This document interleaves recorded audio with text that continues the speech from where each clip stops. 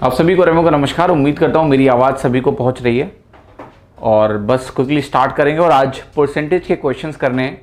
सो हर सवाल के पहले मैं थोड़ा सा टाइम आपको दूंगा, राइट? क्लियर और नॉट? और उसको आप क्या करना है, आप कोशिश करना पहले कम से कम क्वेश्चन पढ़ के समझ लेना। उतना टाइम मैं आपको दूंगा कि आपको क्वेश्चन समझ में आए, ठीक है? यूजुअली जब मैं क्लास कराता हूँ, पेपर सॉल्व करता हूँ, तो कई लोगों की ये शिकायत होती है कि मैं टाइम नहीं देता हूँ क्वेश्चन करने का। तो मैं आपको ये जरूर टाइम दूंगा कि आप क्वेश्चन पढ़ के समझ लो एंड देन मैं स्टार्ट करूँगा, ठीक है? चलें शुरू करें।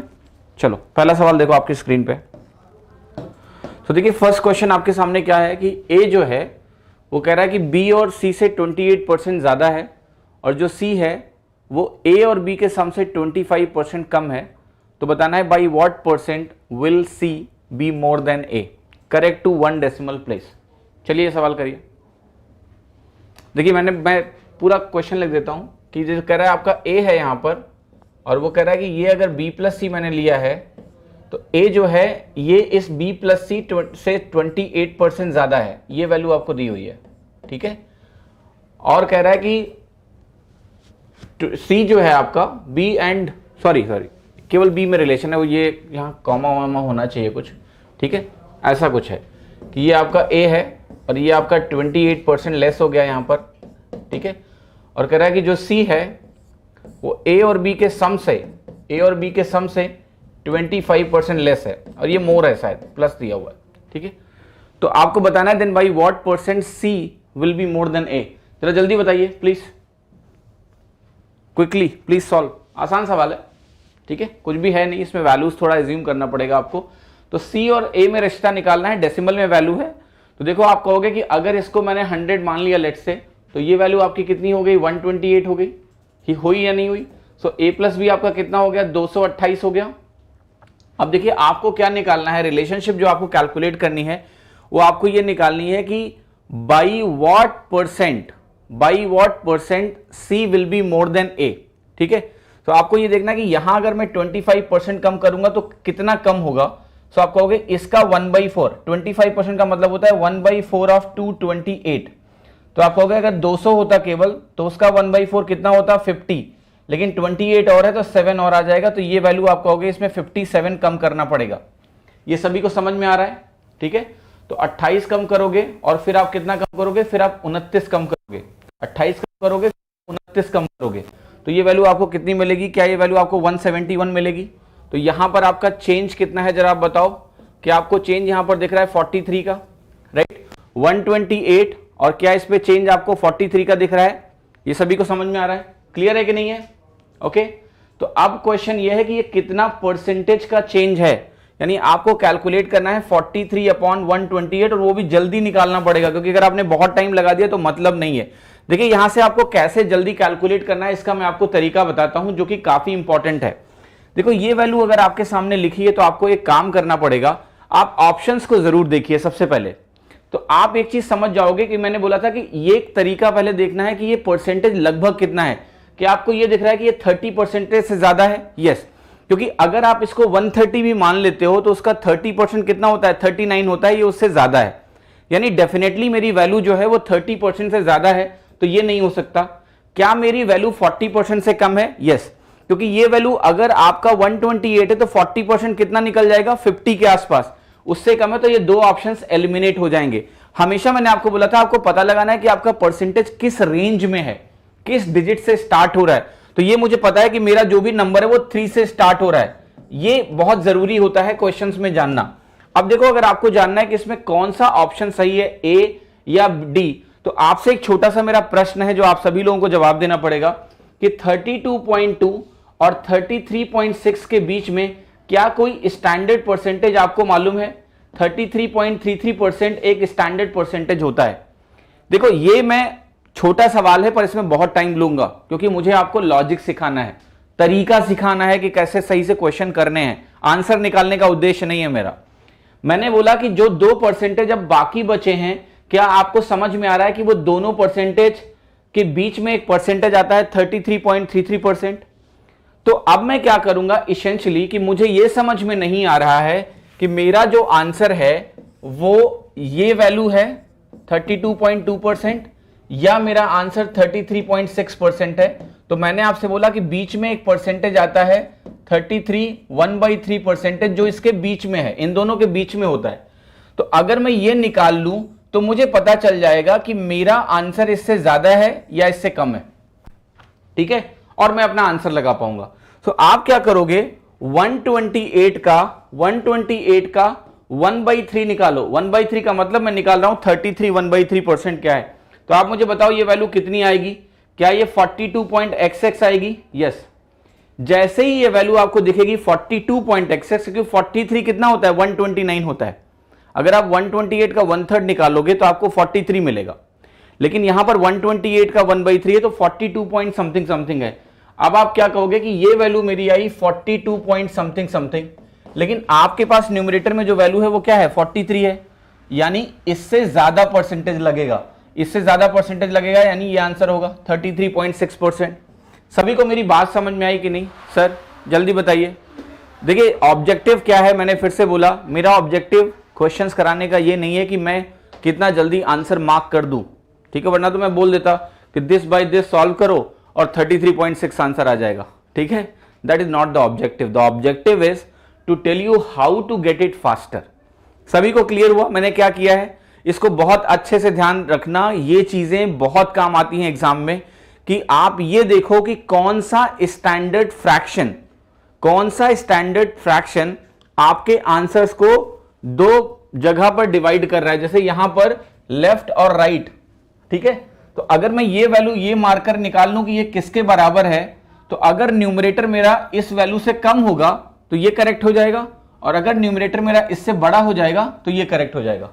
तो ऑलवेज अंडरस्टैंड कि ये चीजें आप एग्जाम में आसानी से कर पाओगे। इवन बैंकिंग लेवल तक के क्वेश्चन में ये चीजें काम आती हैं, ठीक है। मैंने बैंकिंग के लिए भी पढ़ाया हुआ है, इसलिए मैं आपको बता रहा हूं, ठीक है। तो प्लीज इसको अब समझ लेना, नहीं आया होगा तो दोबारा रिवाइज कर लेना, जो बता रहा हूं लोग सिखाते नहीं है। ये सवाल देखना, कह रहा है कि आपसे कि 60% जो है किसी भी नंबर का, वो 120 ज्यादा है देन 20% ऑफ द नंबर। ये काफी इंटरेस्टिंग है। क्या कह रहा है कि एक नंबर का अगर 60% निकालें तो कह रहा है उसके 20% से 120 ज्यादा है। मेरा एक छोटा सा सवाल है कि ये जो दोनों नंबर्स हैं, इसका सबसे तेज जो आपका रेस्पॉन्स होना चाहिए वो ये होना चाहिए कि 40% 120 के बराबर है। देखिए जब स्टेटमेंट्स आप पढ़ते हो तो आप इतना अटेंटिव रहो कि आप क्विकली ये जान पाओ कि ये सिंप्लीफाइड फॉर्म में क्या है। मैंने क्या बोला कि 60% एक नंबर का 120 ज्यादा है 20% से। इसका मतलब क्या हुआ कि इन दोनों के बीच में गैप कितना है, 40% का, और ये 120 है। ये आपको डायरेक्टली सोचना है, ठीक है। अब ये सोचने के बाद आपको वो नंबर पता चल जाएगा। Will you get that particular number और नॉट? यस। अब देखो ध्यान से, ये बहुत इंटरेस्टिंग क्वेश्चन हो जाएगा। यहां से 1% आपको 3 मिल गया। अब देखो जरा यहां पर पूछ रहा है कि अगर उसी नंबर का मैं 28% निकालूं और 33 1/3% निकालूं, तो आपको यह बताना है कि उसमें कितना अंतर होगा। आप सीधे बताओ परसेंटेज में कितना अंतर है। क्या आपका परसेंटेज में अंतर 5 1/3% है? आप कहोगे यस। अब मुझे यही निकालना है कि एब्सोल्यूट नंबर में कितना अंतर है। अगर ये परसेंटेज में अंतर है और मुझे निकालना है एब्सोल्यूट नंबर में कितना अंतर है, तो एक परसेंटेज किसके बराबर है? 3 के बराबर है। तो आप कहोगे 16/3% तो ये हुआ। अगर मुझे इसको नंबर में कन्वर्ट करना है तो ये 16/3 × 3 बनेगा, और ये कट के वैल्यू कितनी आ जाएगी आपकी? वैल्यू आपकी आ जाएगी 16, ठीक है। आसान है, आप ये गलती मत करना। अब यहां पर कई लोग क्या मिस्टेक करते हैं कि 28 × 3 निकालते हैं, है ना। ये गलती आपको नहीं करनी है। सॉरी 1 मिनट दीजिए, मेरा फोन बज गया, ठीक है। मैं आपसे ये कह रहा हूं कि देखिए यहां पर ये नहीं करना आप कि 28% की वैल्यू निकालोगे और 33 1/3 की वैल्यू निकाल के फिर माइनस करोगे, नहीं। पहले ही माइनस कर लो, दोनों का बेस सेम है, क्योंकि ये उसी नंबर के रेस्पेक्ट में बात हो रही है।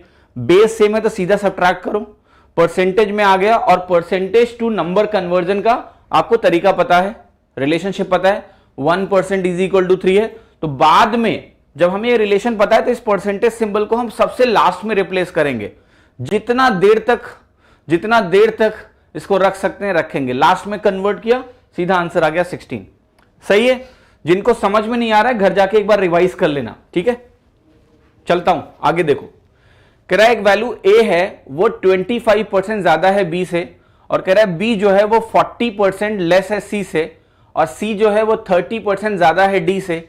तो बताना है कि by what percent A is less than D. देखो सबसे ध्यान रखना है आपको, ए और डी में रिश्ता निकालना है, ठीक है। तो हम क्या करेंगे, सबसे पहले डी को एज्यूम कर लेंगे। ये बहुत अच्छे सवाल होते हैं, छोटे होते हैं, लेकिन यहां समझना होता है कि किसको हम मान के चलें। एक चीज ये बताओ, क्वेश्चन ने क्या पूछा है कि ए डी से कितना परसेंटेज कम है। ये वैल्यू आपसे पूछी है कि ये जो परसेंटेज एक्स है ये निकालना है आपको। एक्चुअल में ऐसे निकालना है -x%, कि डी में कितना परसेंटेज कम करें तो ए मिले। यानी मुझे निकालना है डी के बेस पर, जिसके बेस पर निकालना है अगर मैं उसको 100 मान लूं तो बेस्ट पार्ट क्या होता है, अगर आपका बेस 100 हो जाता है तो परसेंटेज चेंज या एब्सोल्यूट नंबर चेंज एक ही बात होती है। मेरा कहने का मतलब यह है कि कोई चीज मान लिया 100 है और उसमें आपने 10 कम किया और दूसरी वैल्यू मिली 90, तो ये 10 क्या होता है, इस 100 के बेस पे 10% होता है। तो इसलिए जिस बेस पे आंसर निकालना है उसी को 100 मानोगे तो आपके लिए काफी आसानी होगी, वरना अननेसेसरी फिर बाद में कैलकुलेशन करना पड़ता है। इसलिए डी को 100 मानो। डी को जब 100 मानोगे तो आप अब देखते हैं क्या क्या बोला इसने। डी अगर मेरा 100 हो गया है सर, तो कह रहा है सी जो है वो डी से 30% ज्यादा है, तो ये वैल्यू आपकी सी होगी, ठीक है। और फिर कह रहा है बी इससे 40% कम है, तो क्या आप बता सकते हो कि बी कितना है। बी अगर इससे 40% कम है तो इसमें कितना कम होगा, 52 माइनस होगा। 10% 13 हुआ, 40% कितना हुआ, 52 आएगा। तो अगर इसमें 52 माइनस होगा तो पहले 30 माइनस करोगे, फिर 22 माइनस करोगे, तो ये वैल्यू कितनी आ जाएगी, 78। अब आप कहोगे ए इससे 25% ज्यादा है कि नहीं है। अगर ए इससे 25% ज्यादा है तो मेरा सिंपल सा क्वेश्चन है कि इसको 25% बढ़ाने का मतलब क्या है। आप कहोगे कि 25% होता है 1/4 ऑफ द नंबर, तो इसका आप कहोगे 1/4 निकालो। 1/4 अगर आप निकालने जाओगे तो ये वैल्यू कितना आएगा, आप बताओ मुझे, क्या ये वैल्यू 19.5 आएगा।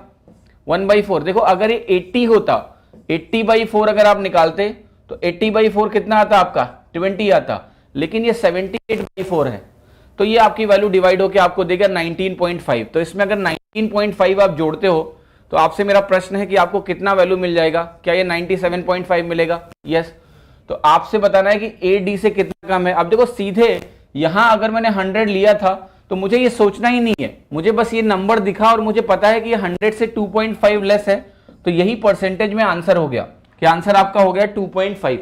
क्लियर है, सभी को समझ में आया। तो इन क्वेश्चंस में थोड़ा सा समय इस पे लगाना होता है कि मैं क्या वैल्यू एज्यूम करूं।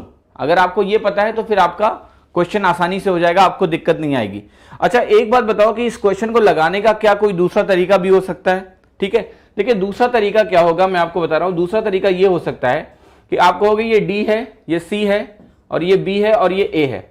ध्यान से देखना, यहां से यहां तक आपने बोला है कि ये वैल्यू आपकी +30% है, यहां से यहां तक आपने बोला है कि ये वैल्यू कितनी है, -40% है, और यहां से यहां तक आपने बोला है कि ये वैल्यू +25% है। तो आपसे मैं पूछ रहा हूं क्या ये सक्सेसिव परसेंटेज चेंज का क्वेश्चन है या नहीं है। यस, ये सिंपल सक्सेसिव परसेंटेज चेंज है, यानी आपको ये 30, 40 और 25 इनका आपको रेशियो निकालना है, ठीक है। मतलब मेरा कहने का मतलब नेट परसेंटेज चेंज निकालना है।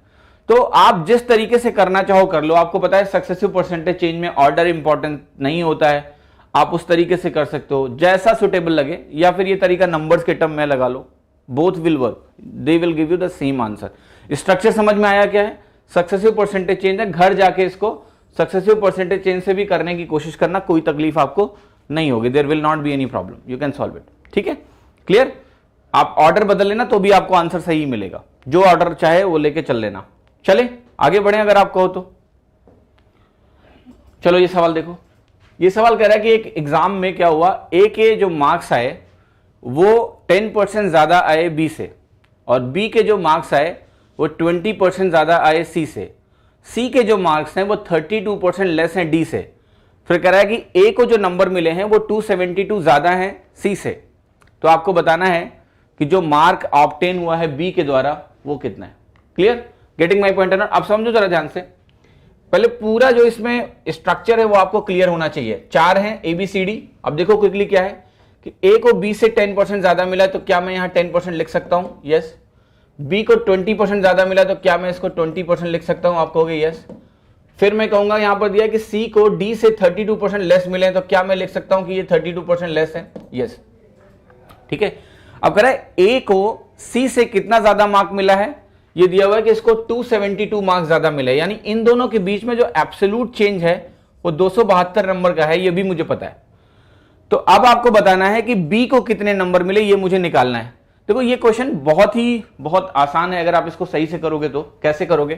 देखो यहां पर एक बात बताओ मुझे कि बी के नंबर सी से 20% ज्यादा हैं। क्या ये दोनों चेंज आपको समझ में आ रहा है? अगर मैं सी से ए की बात करूं, खाली सी से ए तक का कितना चेंज है आप बताओ? क्या ये चेंज 20 और 10 का सक्सेसिव में चेंज 32% का होता है या नहीं होता है? यस। तो क्या ये 32% आपका 272 के बराबर है? जल्दी बताओ, क्या ये वैल्यू आपकी 272 के बराबर है या नहीं है? एनीवन? समझ में आ रहा है मेरी बात कि नहीं? ठीक है, ये जो वैल्यू है आप ध्यान से देखना, सी से लेके ए तक 20% एक बार बढ़ा, 10% एक बार बढ़ा। मैं सिंपल सी बात यही पूछ रहा हूं कि क्या ये वैल्यू 32% के बराबर होगी या नहीं होगी? यस। तो आप अगर यहां से कैलकुलेट करोगे तो क्या आपको सी के नंबर मिल जाएंगे या नहीं मिल जाएंगे? जरा कैलकुलेट करके बताओ कि सी के कितने नंबर हैं। अगर सी के नंबर मुझे मिल गए तो मैं क्या करूंगा? उसके बाद बी का नंबर निकालने के लिए उसको मैं 20% बढ़ाऊंगा और मुझे वैल्यू मिल जाएगी। ठीक है, जरा डिवाइड करो, देखता हूं आपकी कैलकुलेशन कहां तक पहुंची है। क्विकली सी की वैल्यू कितनी आएगी? देखो भाई इतना टाइम मत लगाया करो। देखो यहां पर आपको पहले सोचना है कि कितने टाइम्स जा सकता हूं, जो कि सबसे इंपॉर्टेंट है। अगर 32 टाइम्स आप जा रहे हो तो सबसे पहले क्या सोचोगे कि मैं 8 टाइम्स जाऊं लगभग। अगर आप 8 टाइम्स जाने का सोचते हो तो आप कहोगे 8 टाइम्स कितना होगा? तो आप कहोगे ये वैल्यू हो जाएगी 256, और 256 में 16 और जुड़ेगा तो ये मिलेगा, तो आपको ये वैल्यू मिलेगी 8.5। तो ये आया 1% ऑफ सी, आया या नहीं आया? तो 100% कितना हो गया आपका? ये वैल्यू आपकी 850 के बराबर हो गई।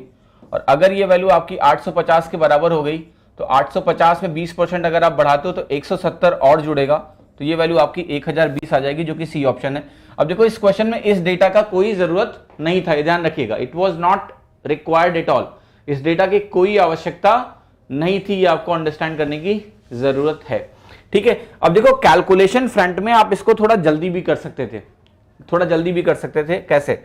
आपको एग्जैक्टली सॉल्व करने की जरूरत नहीं थी। आपको पता था कि 32% अगर 272 के बराबर है तो इसका जो 1% निकलेगा वो 8 पॉइंट समथिंग आएगा, 8.xx। अगर ये 8.xx आया तो आपकी जो वैल्यू है वो 800 से ज्यादा आ गया। अगर सी मेरा 800 से ज्यादा आ गया, लेट्स से 800 प्लस आ गया, तो 20% जोड़ोगे तो ये वैल्यू 960 से ज्यादा आएगी। अगर मैं इसको 800 भी मानता हूं तो ये 960 आएगा, 800 से ज्यादा तो ये 960 से ज्यादा। पर कोई भी ऐसा ऑप्शन नहीं था जो 960 से बड़ा हो एक्सेप्ट सी ऑप्शन, तो उसका सही होना उसकी मजबूरी है। ये चीज जो है ना, ये प्रैक्टिस के साथ आएगी। जब आप पूरी कैलकुलेशन नहीं करोगे 8 पॉइंट समथिंग देख के, क्योंकि मैं आपको बता रहा हूं कि जो लेवल मैं आपको देना चाहता हूं उस लेवल में क्या होगा, सबसे पहले आप ऑप्शंस को नजर में रखोगे कि भाई ऑप्शंस किस रेंज में, देन आप अपनी कैलकुलेशन शुरू करोगे, तो आपको पता होगा कि मुझे कहां रुक जाना है, मुझे क्या ध्यान रखना है, क्या नहीं रखना है। ठीक है, तो आप ऐसे करके इस क्वेश्चन को लगा सकते हो कि इसका आंसर आपका सी सही होगा। ये सवाल पढ़ो। देखो ये सवाल आपसे क्या कह रहा है कि अगर 25% of half of X is equal to, क्या दिया हुआ है, 2.5 times the value of 30% of 1/4 of Y, then X is what percent more than Y. देखो क्या कह रहा है, सबसे पहले देखो क्वेश्चन को कैसे सिंप्लीफाई करते हैं। ठीक है, यहां पर कह रहा है कि x के आधे का 25%। अच्छा एक बात बताओ, x का आधा किया तो आपने 50% कर दिया, करा या नहीं करा? उसका फिर आप 25% निकाल लो, इसका क्या मतलब हुआ? क्या ये 1/8 के बराबर होगा या नहीं होगा? यस।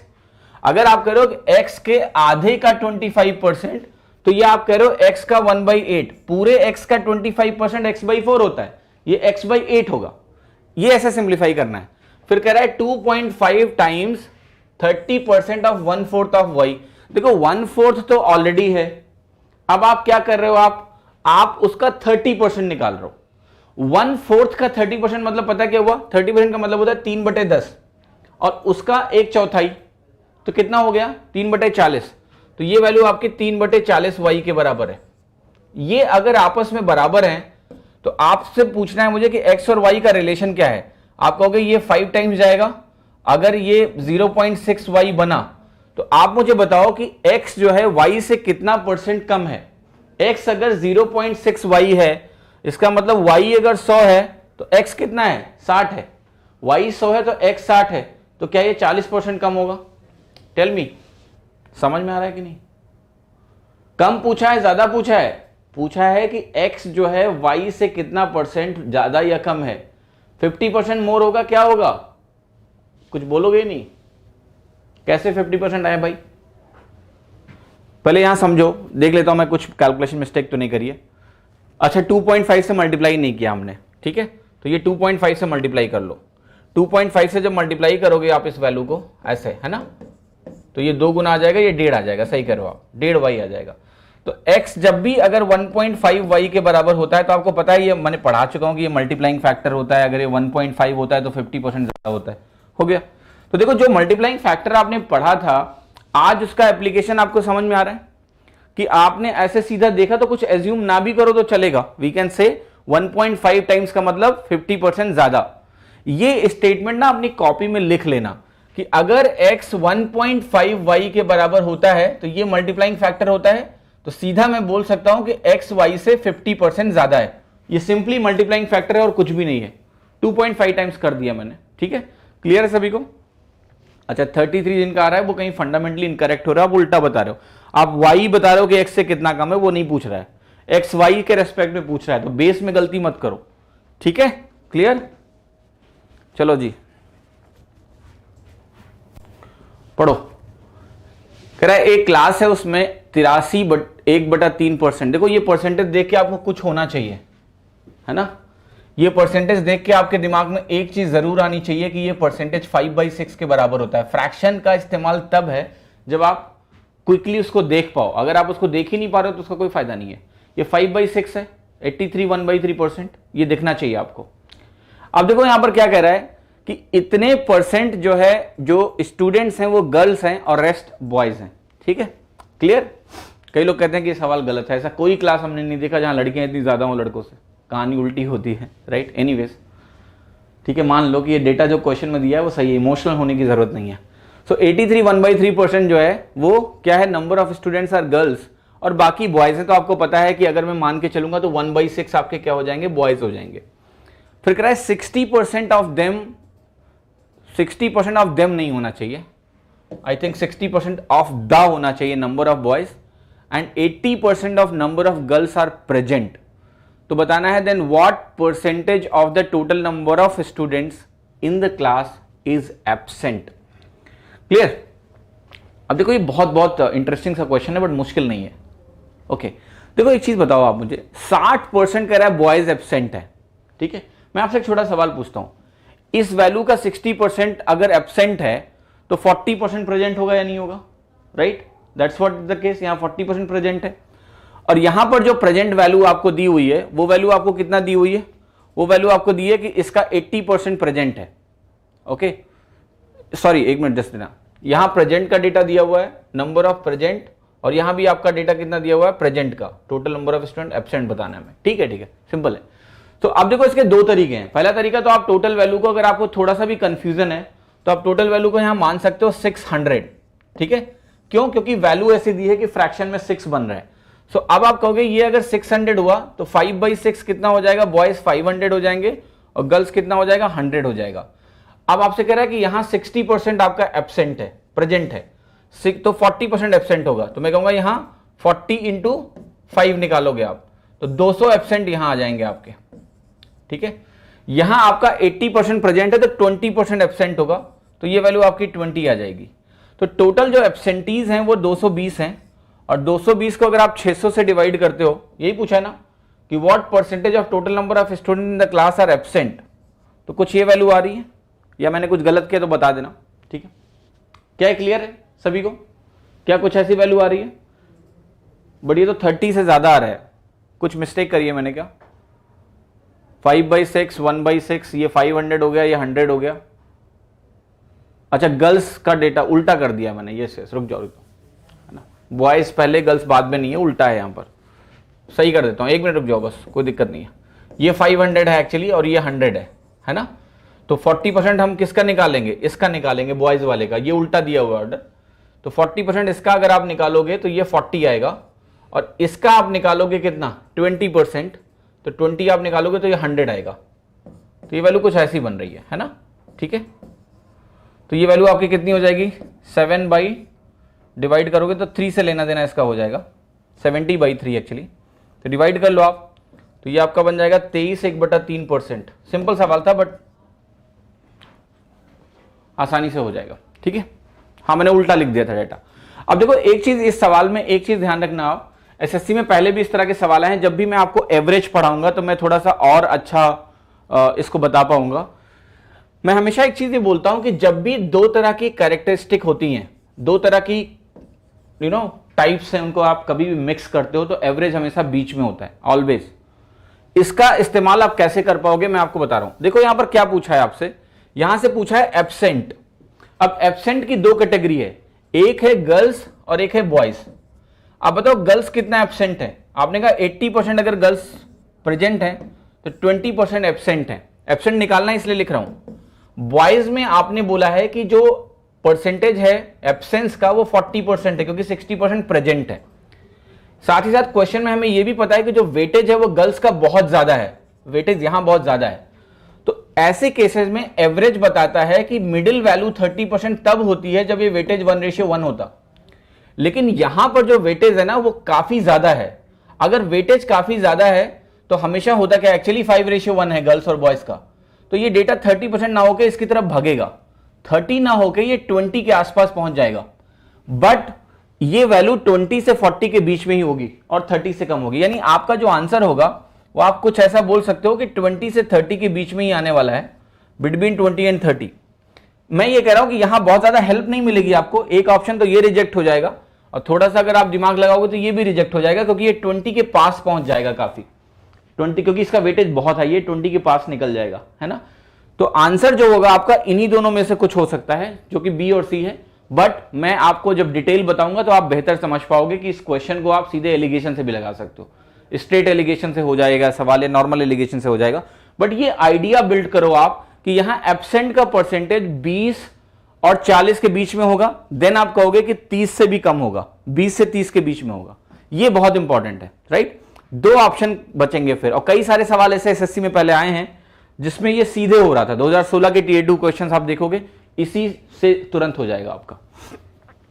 ये देखो सवाल कह रहा है एबीसी जो है ए व्यय करते हैं, स्पेंड करते हैं अपनी आय का 80%, 85% और 75%, और उनकी सेविंग्स का जो रेशियो दिया है वो दिया हुआ है। तो बताना है कि ए और सी के इनकम का अगर डिफरेंस दिया तो बी का इनकम क्या है। देखो बहुत कॉमन सवाल है इसमें। देखिए आपको दो चीजें पहले समझनी है, जो मैं बता देता हूं सभी को, ये समझ लो कि जो आपकी इनकम होती है, इनकम का कुछ पार्ट आप क्या करते हो, खर्चा कर देते हो, जिसको बोलते हैं एक्सपेंडिचर, ठीक है, एक्सपेंडिचर बोलते हैं इसको।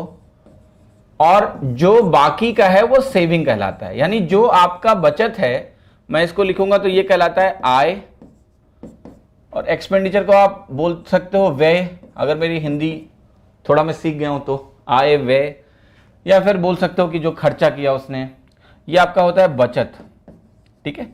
तो बहुत सिंपल है कि जो भी आपकी इनकम है, इनकम में या तो आप एक्सपेंड कर दोगे और जो बचेगा एक्सपेंडिचर से वो आपकी बचत होती है। ये एक चीज है जो आपको आना चाहिए इस तरह के सवालों में। अब यहां पर देखिए क्वेश्चन में क्या क्या बोला है इसने, कि जो आपकी सेविंग्स का रेशियो है वो दिया हुआ है। इस सवालों को देखिए करने का तरीका क्या है, आप कहोगे लेट्स से ये मेरा इनकम है, यहां पर ये इनकम में लिखूंगा एबीसी का, और ये आपका एक्सपेंडिचर है। इन दोनों को अगर माइनस करूंगा तो क्या मुझे सेविंग मिलेगा, यस। अब मेरा एक छोटा सा सवाल है कि ए ने अगर 80% खर्चा कर दिया है तो उसका जो सेविंग होगा क्या वो 20% होगा या नहीं होगा। उसकी जो भी इनकम होगी ए की, उसका 20% उसका सेविंग होगा, क्योंकि 80% उसने खर्चा कर दिया है। यहां पर क्या है, 85% बी ने खर्चा कर दिया है, तो उसकी सेविंग कितनी होगी, 15%। देखो ध्यान से, परसेंटेज की खास बात यही होती है टोटल 100% होता है, तो अगर 85% खर्चा किया है तो 15% की सेविंग हो गई। यहां 75% खर्चा कर दिया सी ने, तो उसकी सेविंग कितनी हुई, 25% की हुई, 25% की हुई। अब देखो क्या है, इन्होंने सेविंग का रेशियो दिया हुआ है वो है 8, 9 और 20, ये रेशियो है, ये रेशियो है। अब ध्यान से देखो इस रेशियो का मैं कैसे इस्तेमाल करूंगा। मैं कहूंगा अगर 20% मेरा 8 है तो इनकम को मैंने 100% माना हुआ है, तो ए की इनकम कितनी होगी? अगर 20% 8 के बराबर है तो 100% कितना होगा? 5 गुना होगा, तो क्या ये 40 होगा? यस, मैंने ए की इनकम निकाल ली इस रेशियो के टर्म में, ये 40 हो गया रेशियो। यहां आप कहोगे 15% अगर 9 के बराबर है तो 1% किसके बराबर होगा? 0.6 के, तो 100% किसके बराबर होगा? 60 के बराबर होगा। तो बी की इनकम देखो आ गई, क्योंकि मेन बेस क्या है? इनकम। सी में देखो 25% अगर 20 के बराबर है तो 1/4 20 के बराबर है, तो ये वैल्यू आपकी 80 हो गई। तो देखो ये हुआ आपका इनकम का रेशियो, ठीक है, 40 60 80। क्लियर? अब देखिए इसमें क्या करना है आपको, इसका जो टोटल सम है वो देखो कितना आ रहा है। अब देखो कई लोग क्या करते हैं ना, तुरंत ही इसको सिंप्लीफाई करेंगे। अरे सिंप्लीफाई करने से नोबेल प्राइज थोड़ा ना मिलेगा। क्वेश्चन देखो ना, वहां टोटल वैल्यू कितना दी है कुछ देखो। अगर डायरेक्ट कैंसिलेशन होगा तो क्यों सिंप्लीफाई करेंगे? नहीं होगा तब करेंगे, ऐसे रहने दो। आपसे क्या कह रहा है कि ए और सी का जो गैप है, ये गैप कितना किसके बराबर है? 40 के बराबर है। अगर वो वैल्यू 18,000 है तो कह रहा है ए और सी का गैप जो है वो 40 के बराबर है, और अगर वो गैप यहां मुझे 18,000 दिया हुआ है तो आपसे पूछ रहा है कि बी की इनकम क्या है। आप कहोगे बी की इनकम 60 है। 40 अगर 18,000 है तो 60 लाने के लिए इसको 1.5 गुना करना पड़ेगा मुझे। 1.5 गुना करना है या कह लो इसी का हाफ जोड़ना पड़ेगा। तो 18 का भी 1.5 गुना कर दो या उसका हाफ जोड़ दो, तो ये 27,000 आपको मिल जाएगा, जो कि आंसर आपका बी है। ठीक है, ये मैंने स्लो इसलिए कराया है क्योंकि एक ये टाइप होता है इनकम एक्सपेंडिचर सेविंग का, उसमें किस तरह से आप उसको समझोगे। सिंपल एक चीज जानना है कि income is equal to expenditure plus saving. अगर इनकम 100% है, एक्सपेंडिचर आपका लेट से x% है, तो सेविंग 100 - x% होता है। ठीक है, और कुछ भी इसमें नहीं करना था आपको। चलो इस सवाल देखो, ये सवाल आपसे क्या कह रहा है? ये सवाल आपसे कह रहा है कि ए जो है वो अपनी इनकम का 65% स्पेंड कर देता है, यानी खर्चा कर देता है। बताना क्या है आपको कि उसकी जो इनकम है अगर वो 20.1% से बढ़ गई और उसका जो एक्सपेंडिचर है वो 25% से बढ़ गया, तो बताना है कि उसकी सेविंग के साथ क्या होगा। ठीक है, उसकी सेविंग के साथ क्या होगा। देखो बस एक चीज पहले मुझे बताओ आप कि ये इनकम हो गया, ये एक्सपेंडिचर हो गया, ये मेरा सेविंग हो गया। एक चीज आप बताओ मुझे, यहां पर आपसे क्या कह रहा है कि जो इनकम है उसकी वो 20.1% से बढ़ रही है, यानी अगर ये 100 है तो इनकम यहां पर 120.1 हो गया लेट्स से। और क्या कह रहा है कि जो उसका एक्सपेंडिचर है वो 25% से बढ़ गया। अब एक चीज आपको पहले ये ध्यान रखना है जो कि इंपॉर्टेंट है कि 65% वो अपना इनकम का स्पेंड कर देता है। एक बार बताओ 65% को मैं कैसे लिखूं? अगर आप कहोगे कि मेरे पास 65% है तो इसको अगर आप परसेंटेज को कन्वर्ट करोगे फ्रैक्शन में तो ऐसा कुछ बनेगा। आप इसको 5 से डिवाइड करोगे तो 13/20 बन जाएगा। 65% का मतलब 13/20। तो अगर मैं इनकम को 20 मान लूं तो आप कहोगे ये 13 था तो ये 7 था, ऐसे करके आप आसानी से इसको लिख पाओगे। 20 अगर इनकम है, ये बहुत इंपॉर्टेंट है। देखो 65% का फ्रैक्शन इक्विवेलेंट क्या होगा? 5% का 1/20 होता है, 65 का 13/20 होगा। इसलिए मैंने अगर 20 इनकम माना है तो 13 क्या है? एक्सपेंडिचर है, 7 आपकी सेविंग है। फिर आप यही कह रहे हो सिंपली कि आपकी जो इनकम है ये बढ़ रही है कितने से? 20.1% से। तो ये वैल्यू अगर 20.1% से बढ़ रही है, फिर मैं आपसे एक छोटा सवाल और पूछूंगा कि अगर आप ऑप्शंस को ध्यान से देखो तो इस 20.1% का कोई खास महत्व है क्या? नहीं, कोई खास महत्व नहीं है। इसलिए नहीं है क्योंकि जो ऑप्शंस हैं ये काफी दूर दूर हैं, और ये सवाल आपके एग्जाम में आया था Tier 2 में। ठीक है, तो ये मत बोलना कि ऑप्शन मैंने बनाया है, मैंने नहीं बनाया, ये 10 कॉल TCS ने बनाया। ठीक है, जिससे आप बहुत डरे हुए हो। डरने की आवश्यकता नहीं है, आपको ये देखना कि इसका कोई रोल है क्या। 20.1% का रोल तब होता है जब आंसर्स बहुत करीब होते, बहुत करीब होते। 0.1% का वरना कोई रोल नहीं है यहां पर, no role at all. Option देखो, इंक्रीज बाई 11%, इंक्रीज बाई 5%।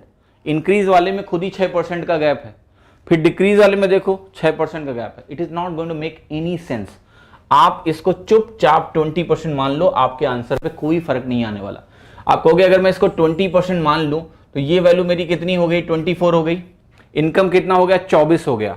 अब आप कह रहे हो कि आपका जो एक्सपेंडिचर है वो 25% बढ़ गया, ये वैल्यू अगर आपने 25% बढ़ा दी मान लिया, तो ये कितना इंक्रीज हो जाएगा जरा बताओ।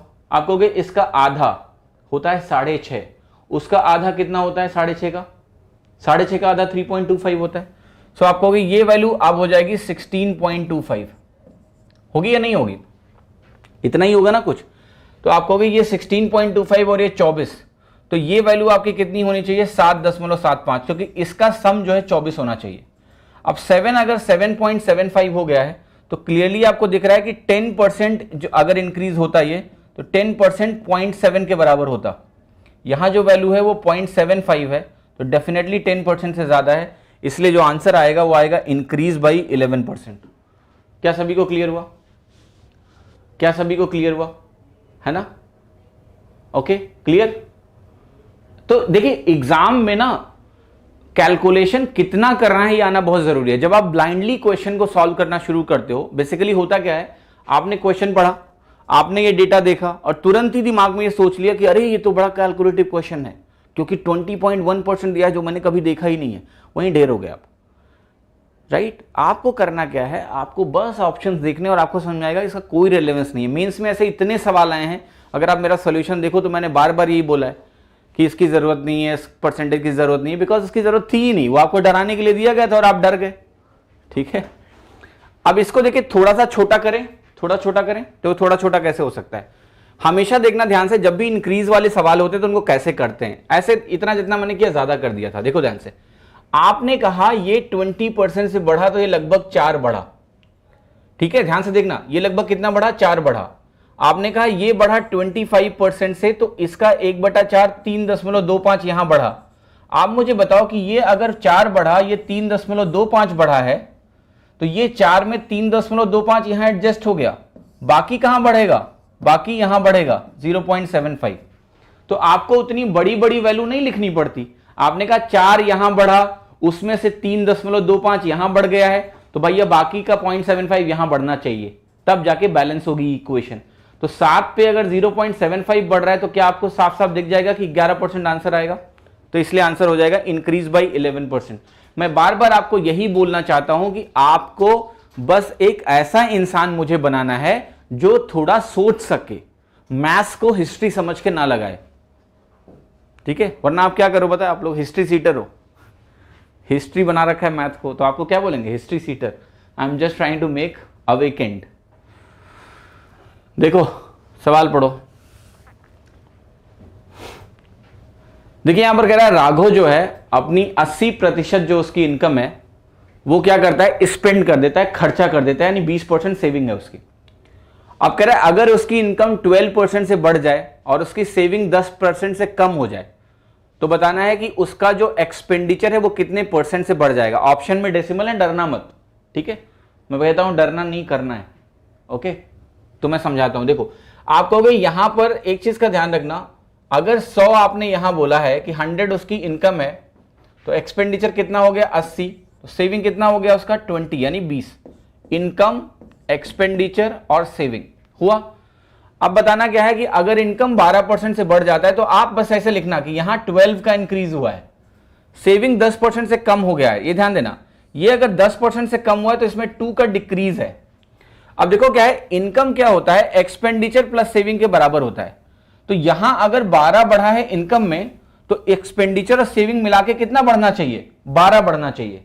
यहां अगर 2 कम हो गया है तो भैया इसको 14 बढ़ना पड़ेगा, तब जाके बैलेंस होगी इक्वेशन। अब मुझे यही बताना है कि एक्सपेंडिचर कितना परसेंट बढ़ गया। तो आप कहोगे पहले एक्सपेंडिचर था 80, अभी एक्सपेंडिचर कितना हो गया है 14 ज्यादा, तो मुझे निकालना है कि 14/80 कितना होगा। मैंने आपको एक चीज बोली थी कि आप रफ आइडिया लगाना पहले सीखो। ये वैल्यू क्लियरली 20% से कम है, क्योंकि 20% कितना होगा आपका, 20% आपका होगा सीधे 16। ये वैल्यू पता है आपको कितना है, 16 माइनस, ध्यान से देखना, 16 माइनस कितना है 2 है ये, राइट। और जैसे ही आपने देखा आपको पता है आपका आंसर है सी। ये तो होना ही नहीं था, ये तो 20 से ज्यादा था। 16 माइनस 2 का मतलब देखो ध्यान से, आप ऐसे डिवाइड करना तो कर लो। ठीक है, अगर आप चाहो तो 7/4 इसको लिख सकते हो ऐसे। ठीक है, 7/40 आ जाएगा ना आपको। तो 1/40 2.5% होता है, तो 7 × 2.5 निकाल लो, 17.5 आ जाएगा।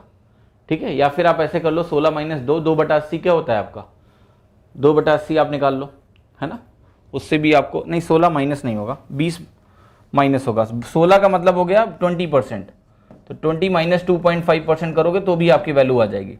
ठीक है, तो आंसर सी आसानी से आ जाएगा। तो फ्रैक्शन परसेंटेज से डरिए मत, ठीक है, दे आर वेरी इजी अगर आप सही से अप्रोच करोगे तो।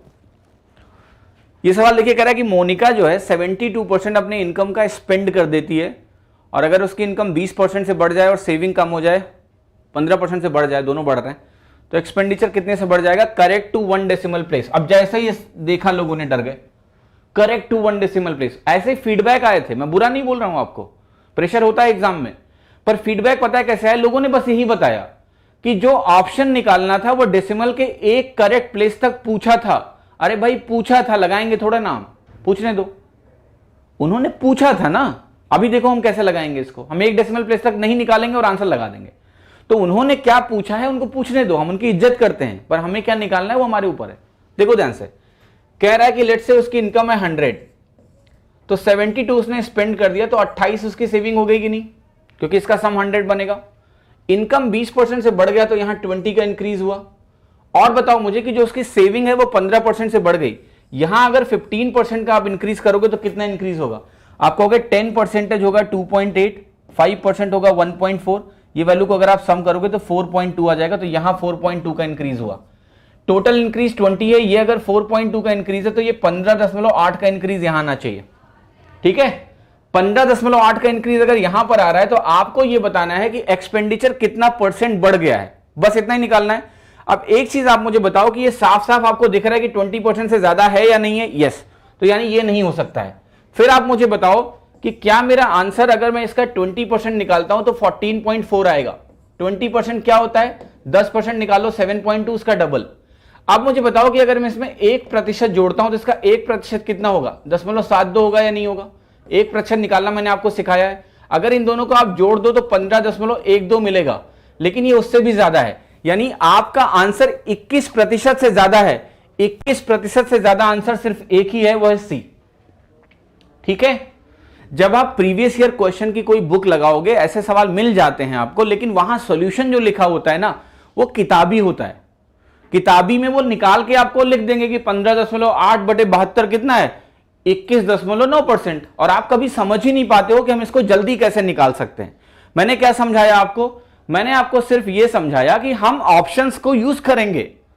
मैंने अभी दूसरा तरीका बताता हूं, आप देखना ध्यान से। 15.8 है, यहां पर आपकी वैल्यू क्या है, 72 है। आप बताओ 20% आपका क्या है, आपने कहा कि मेरे पास 14.4 है। अब आप बताओ कि 15.8 जाने के लिए आपको लगभग कितनी वैल्यू और चाहिए, आप कहोगे मुझे 1.4 और चाहिए। 1.4 का मतलब आप कहोगे अगर मैं इसमें 2% और जोड़ दूं तो इसमें 1.44 और जुड़ जाएगा, जो कि 15.84 हो जाता है, जो कि एक्चुअल वैल्यू जो चाहिए उससे थोड़ा सा ज्यादा है। यानी मेरा आंसर 22% से थोड़ा सा कम होगा, जो कि सी ऑप्शन है। तो क्या डेसिमल के 1% तक डिवाइड करके वैल्यू निकालनी है, नहीं, क्लियर और नॉट, नहीं निकालनी है। We don't need to find out, उन्होंने पूछा है वो हम बता देंगे।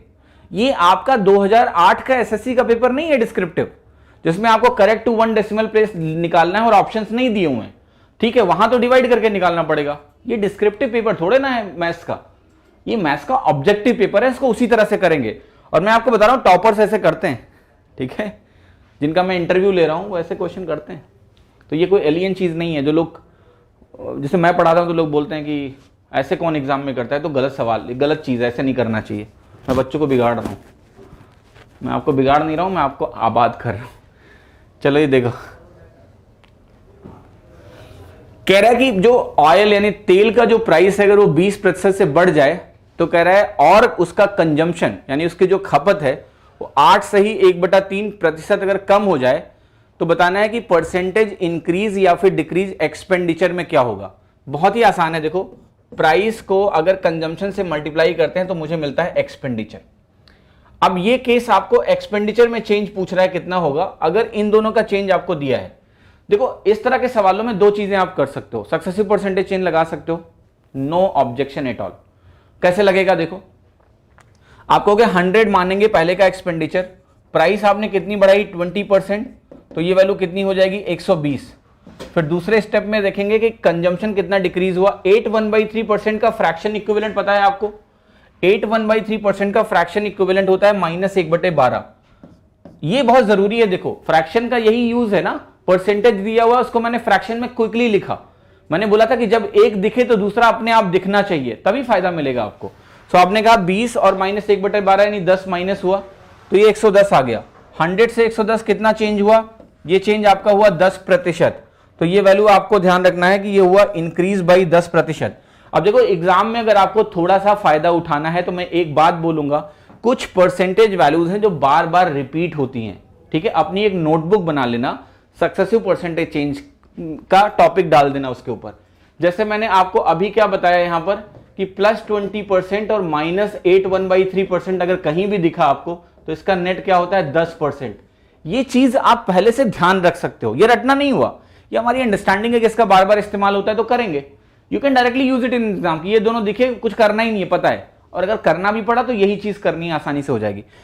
अब मैं आपको बताता हूं कि आपकी जो अपनी अंडरस्टैंडिंग है, जो मैंने आपको परसेंटेज की थियरी पढ़ाई है, उसका क्या इस्तेमाल आप कर सकते हो।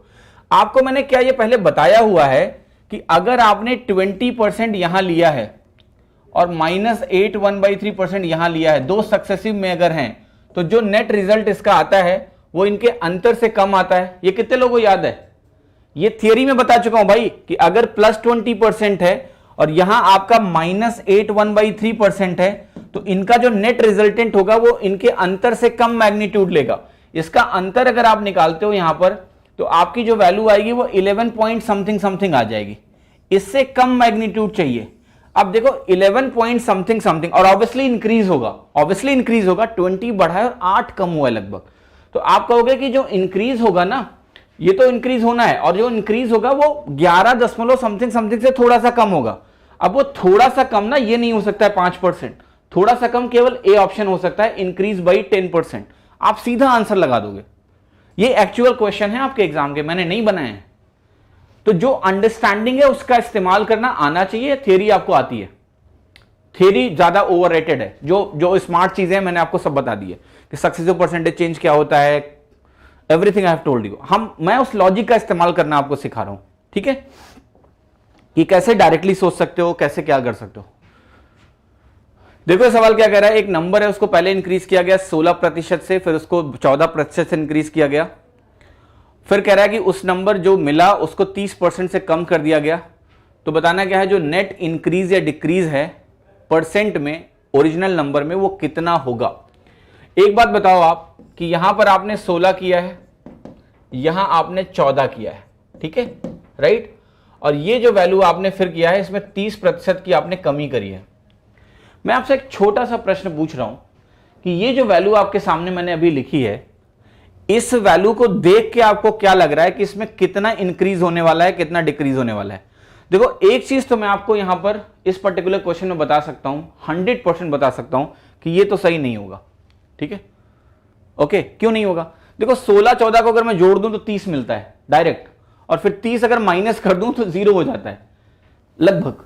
मैं एक सिंपल सी एक बात कहने की कोशिश कर रहा हूं कि just by looking at the data you can say कि ये भैया 6% का इंक्रीज नहीं होने वाला है, या तो ये नो इंक्रीज नो डिक्रीज होगा या फिर कुछ डिक्रीज इंक्रीज होगा, कम से कम ए तो नहीं होगा, ठीक है, बिकॉज ए के लिए मुझे ये वैल्यू थोड़ी बड़ी चाहिए थी जो कि इतनी बड़ी है नहीं, क्लियर। अब ये दोनों अगर आपको आंसर क्लोज रखना है तो कोई दिक्कत नहीं, इनको सॉल्व कर लो, ओके। कैसे करोगे, देखो यहां पर दो चीजें आप लगा सकते हो, दो चीजें आप यहां पर लगा सकते हो। आपको एक चीज ध्यान रखनी है, इन दोनों में से ही कोई answer, even no increase no decrease का केस नहीं है, ये भी मैं बता देता हूं क्यों।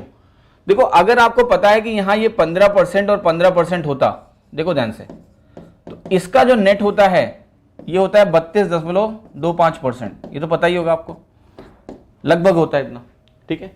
अब आप खुद बताओ मुझे कि अगर कोई वैल्यू 32.25% से बढ़ जाती है और उसको 30%, देखो ये वैल्यू मैंने लिया है इसका अप्रॉक्सीमेट वर्जन, 16-14 का जो नेट चेंज होगा वो लगभग 15-15 का नेट होगा, आसपास ही होगा कहीं, ठीक है, इसलिए मैंने लिखा है रफ आइडिया लगाने के लिए। 30% से कम करोगे आप तो 132 को अगर आप 30% से कम करोगे तो लगभग 39 कम हो जाएगा। अगर ये 39 लगभग कम हो जाएगा तो आप मुझे खुद बताओ कि जो आंसर आने की प्रोबेबिलिटी है वो क्या है, वो बी के आसपास आ रही है। बट फिर भी मैं ये नहीं कह रहा हूं कि आप श्योर हो जाओ। अगर ये वैल्यू 39 से कम होगी तो आप बताओ क्या होगा, लगभग 93 के आसपास आप कहोगे, पहुंचोगे 7 के आसपास आंसर होगा। ठीक है, क्लियर और not, that's what you are going to get. सभी को समझ में आ रही है मेरी बात? नहीं आ रही है? नहीं आ रही है?